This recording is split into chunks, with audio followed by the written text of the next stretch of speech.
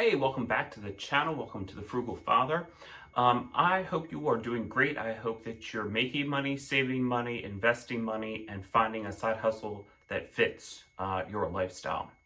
So in today's video, I'm going to talk about the 10 secret frugal living tips according to Dave Ramsey and my opinion of each of those. Some of them I'll agree with and some of them I won't. So let's get into it.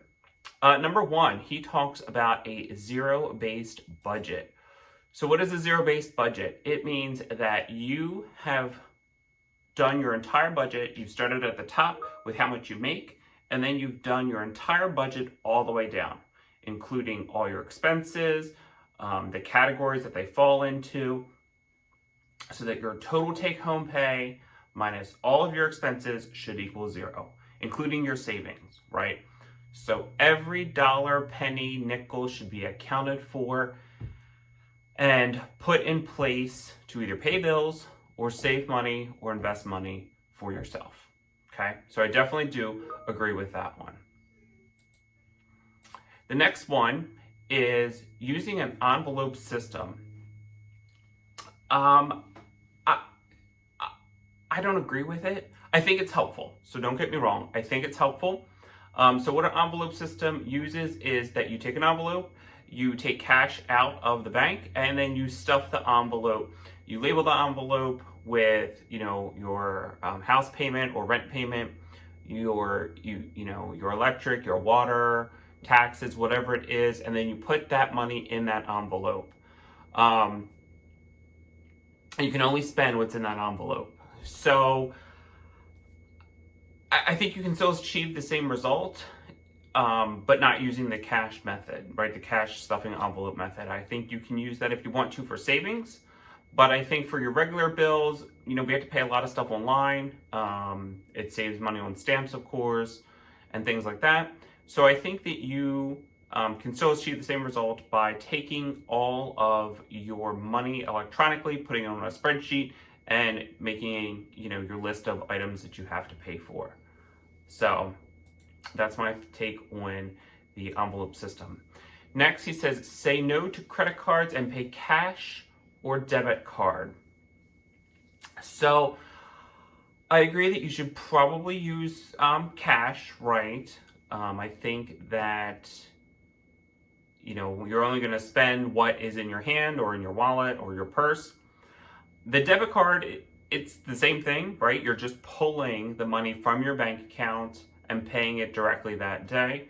Some banks do charge fees for using your debit card as a debit card versus a credit card, so make sure you're mindful of that. However, I don't agree with not using a credit card because you can get points, you can get miles, you can get rewards, whatever program that credit card offers, you can get.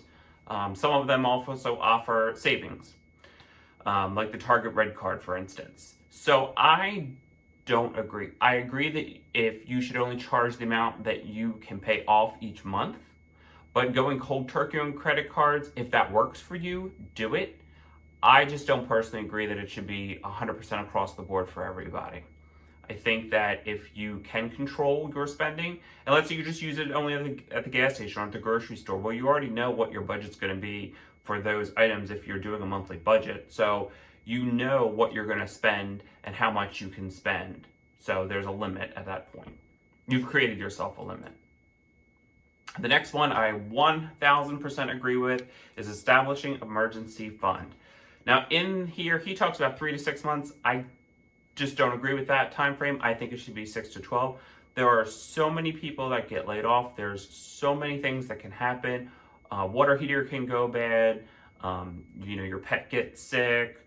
Your kid gets sick or something like that, or they have a huge growth spurt that you didn't kind of predict or plan ahead for, and you need to go out and buy new clothes, right? So definitely establishing an emergency fund, 6 to 12 months, put it in a different bank, and you won't be as tempted to check, to have access to that money, or to check that account that often.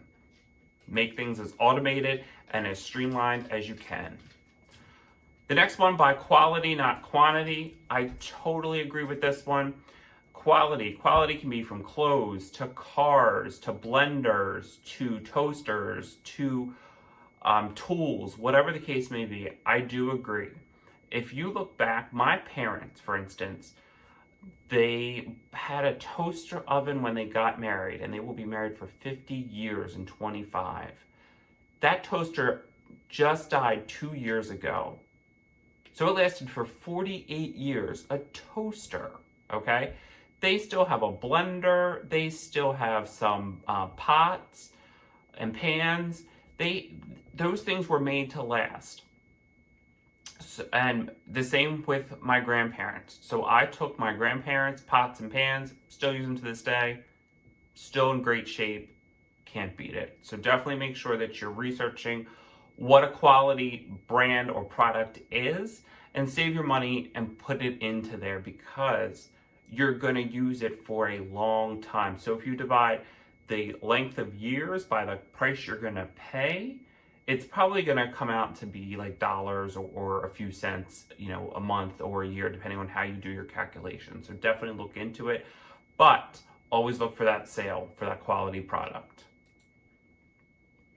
The next one I do agree with is cook and plan your meals at home. We do that all the time. Sometimes we are great at it because we've meal prepped, and sometimes we're not. So we're thankful that we have an Instapot. So if we forgot to pull something out of the freezer to defrost, we can just throw it right into the Instapot and still have a delicious meal. So do I say 100% of the time? No, I'm not an extremist on those things. I definitely feel you should still try to go out and treat yourself or your family, whether it is to a breakfast or a lunch or a dinner, whether it is monthly or every other month or once a quarter. I definitely feel that should still be attainable for yourself, to give yourself a treat, a reward, and also a night off or a lunch off from preparing food. Buy used whenever possible. I do support it. I think that you can find quality, decor pieces. You can find quality used cars. You can find quality used clothing, used backpacks. So definitely check out those thrift stores, especially if you're traveling. Check out a thrift store in a new area. They may have something there that is not in your local thrift store. So check those out while you're out during the holiday season, traveling, or anytime throughout the year. Avoid name brand products. I think that's a mixture, right? I've tried off-brand or no-name brand products. Some of them are great with some things, and some of them I like to stick with name brand products, for instance. So I'll take English muffins, for instance. I don't really like the store brand as much. I like the taste of the Thomas's English muffins. It could be true for, soda or chips or Band-Aids, for instance. Some store brand Band-Aids still, hold the same as the Johnson & Johnson brand. So, or the Band-Aid brand. So it's up to you, but do what's worked best for yourself. This next one I really do like. Wait 24 hours before making an impulse purchase. So I kind of use that across the board. So, just really giving yourself that pause, that time to reflect, that time to do more research, that time to it's delayed gratification, for instance. So just give yourself that time, that pause, whether it's 24 hours, 48 hours, a week, depending on what it is you're purchasing.